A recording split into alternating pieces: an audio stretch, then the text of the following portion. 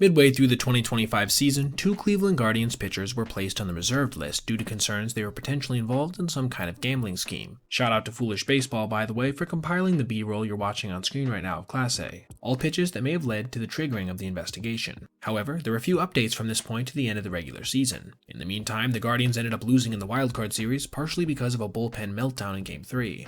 I'm sure making things a little more painful for a squad who knew they were missing big arms due to this controversy. It wouldn't be until today that a formal legal complaint was actually lodged, as reported by Jeff Passan in both a tweet and a story for ESPN.com that stated that Brooklyn prosecutors had officially called for the arrest of both pitchers on a host of charges. Ortiz was arrested in Boston, and Class A remains at large for the time being. In Passan's article, he clarified further by saying that the still alleged scheme featured claims that they were, quote, throwing balls intentionally outside the strike zone so that bettors could wage correctly on pitches to be balls or strikes. Apparently, according to the 23-page document, it started as early as May 2023 and later included Ortiz. The charges, officially, are fraud, conspiracy, and bribery. We also got a chance to see them point out specific instances of it, apparently occurring on June 15th for Ortiz, which he was allegedly paid $5,000 for, and Class A $5,000 for facilitating it, and again on June 27th, with payments allegedly being in the $7,000 range for each. Again, nothing presented here is proven so far in court. This means they could face up to 65 years in prison if convicted on all charges.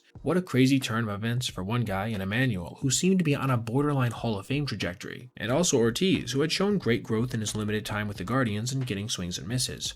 Both had to have been big parts of the team's long-term plans, dealing Cleveland one of the more unfair blows we've seen in recent baseball history. That is, unless they're acquitted somehow. Alright everybody, if you made it this far, I appreciate you watching, and if you did, consider checking out any of these other videos on your screen right now for other content just like this. Also, if you ever see anything you'd like to see me detail in the video, feel free to reach out to my email, basebpoet@gmail.com, and if I end up using your idea, I'll give you a shout out. Thanks for watching, have a great rest of your day.